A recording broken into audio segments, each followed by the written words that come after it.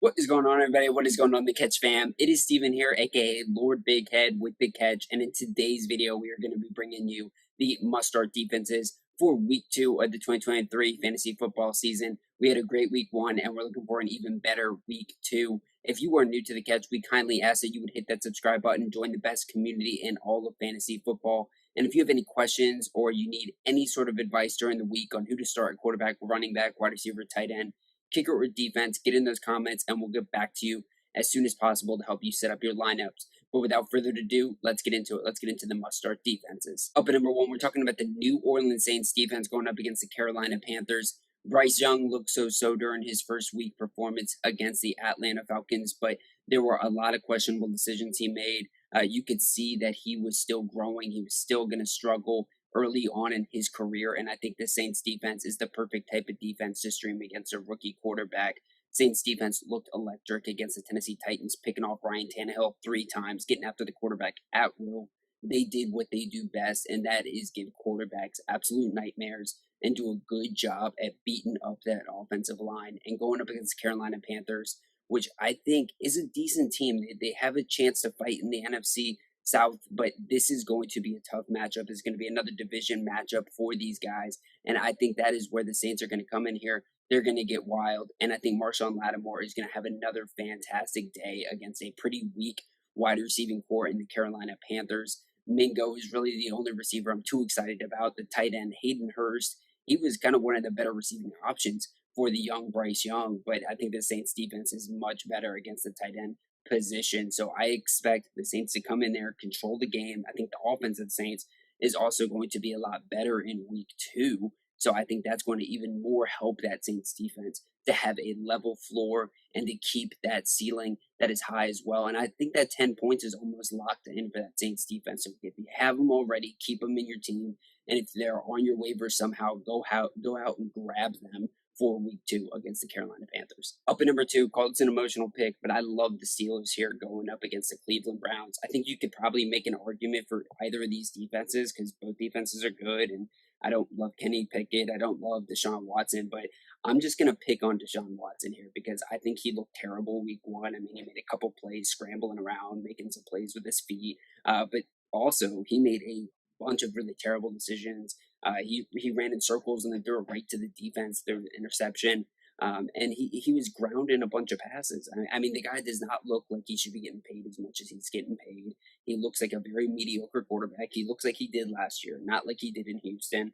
And I think we need to kind of get that out of our head. He's not that dude anymore. We can stream against him. We can go after him. Deshaun is not that dude. And then on the other side of the equation is the Steelers are a much better defense against the run game than the Cincinnati Bengals are. So I think Nick Chubb is going to have a harder time getting tread. I think they're going to do a much better job at containing Deshaun Watson when he tries to run around. And I think the fact that you have TJ Watt coming off the side, I mean, he had 3 sacks Week 1. They had 3 forced fumbles and a fumble recovery. They look great.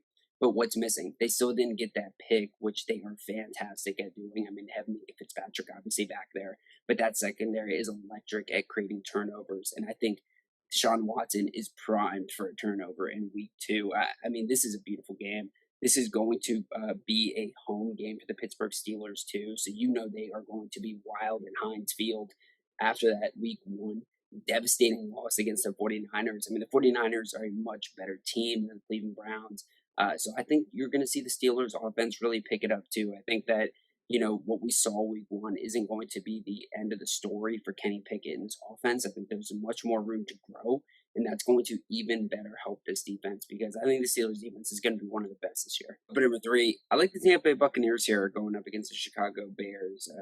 Week 1, they had 10 fantasy points in sleeper in my league, and they had 2 sacks, a forced fumble, 2 fumble recoveries, and an interception. I mean, they had a really kind of just totally comprehensively good game going up against the Minnesota Vikings with a quarterback like Kirk Cousins, who is pretty efficient with the ball when he's distributing it. He doesn't create a ton of turnovers. And obviously, they have some outstanding playmakers with Justin Jefferson, Hawkinson, and Jordan Addison, who had a good game. And still, this Buccaneers defense really just played outstanding football. I mean, they were making plays all over the field. And I love what I saw from them. I mean, we have to remember over the past few years, this has been one of the better defenses in the league. They suffered some serious injuries though over the last year or two, but they are healthy now and they are aggressive. And this team could push for the playoffs. I mean, it sounds wild because we weren't really expecting it after Tom Brady was MIA, but Baker Mayfield, if he just plays even average football, I think this defense can carry them all the way. And I think it starts up against Chicago too. I mean, Chicago looked miserable, guys. I mean, the Green Bay Packers, this is not one of the best defenses in football. At least they weren't coming into the season. They had 4 sacks, a fumble recovery, forced fumble, an interception, and a touchdown against Chicago. And it's because Justin Fields, while he is so exciting running the ball, he's just not a master class at throwing the football. Much less efficient at throwing the football than Kirk Cousins is. Much less options, I think, too, in terms of. I think that this is going to be a tough matchup for you got Mooney, you got DJ Moore, but you've got some great corners on the outside in Tampa Bay. I mean, Carlton Davis, I love him. I think he's a fantastic corner. You've got great safety play. Obviously, Winfield is a tremendous safety. And then the linebackers and the rush are great. But I think another big thing here is you've got Vita Vea up front for this Buccaneers defense that is going to really be able to stuff up the middle of the field. So it's going to put a little bit more pressure on Justin Fields to make plays with his arm. And we have just not seen him do that quite yet. There's not been a high win-loss percentage for Justin Fields, and there's not really been a whole lot of evidence that he can do it with his arm.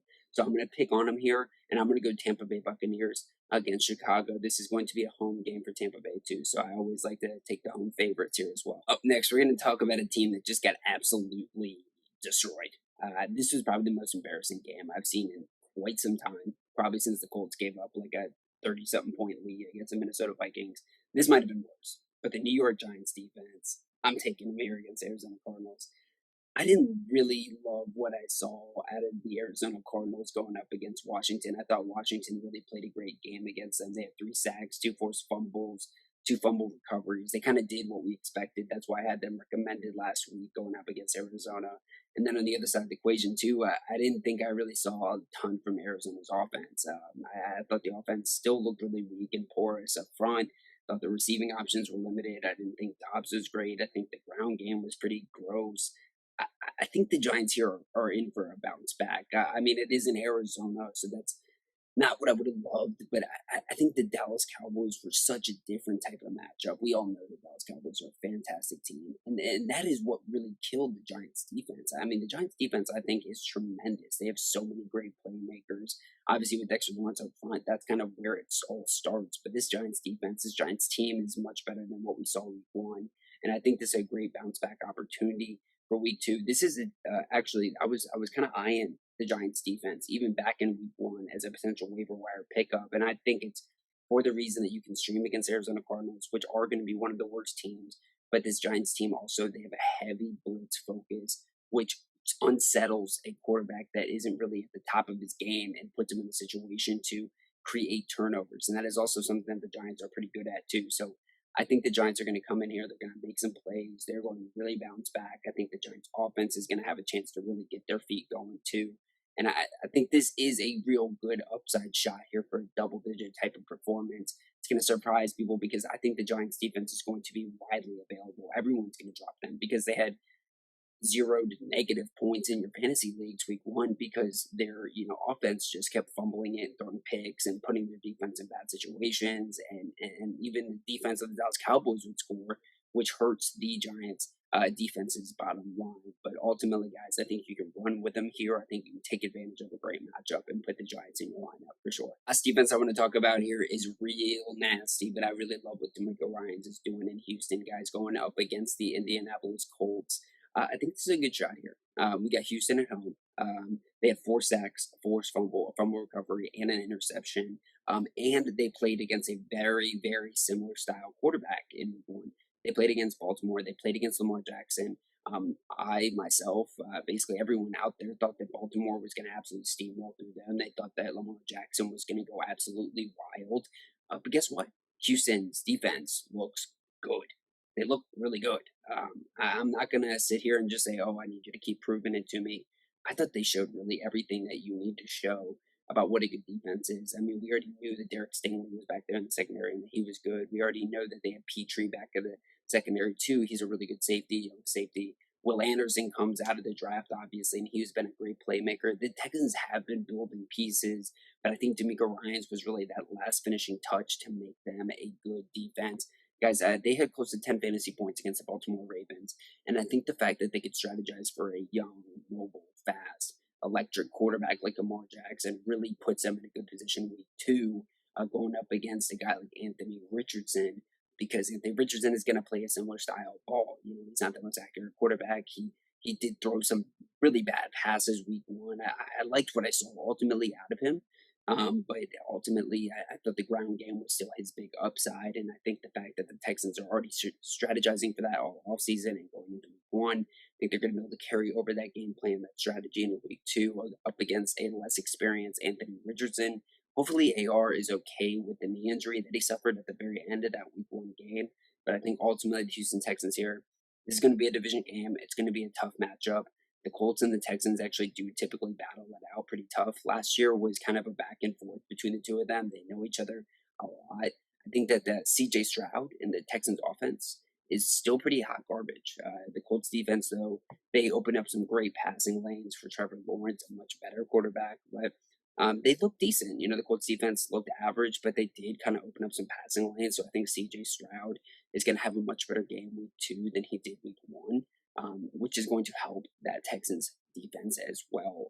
So I think the Texans defense are definitely a deep waiver stash here. And if they play well again, guys, this could be a defense that really does start making a name for himself. But unfortunately, after this, you can't really keep them on your lineups because they're going to be going up against Jacksonville.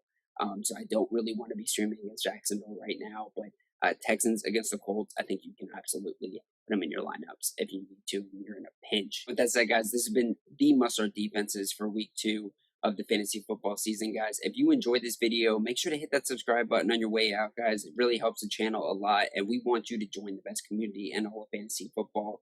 And make sure to get in those comments, too. Leave me any questions you have about quarterback, running back, wide receiver, tight end, kicker, or defense, and we would help you set up your lineups ahead of this next week slate of games, guys, so that we can help you dominate your fantasy rosters. But with all that said, this has been the must-start defenses going into week 2, and you saw it here first at the catch.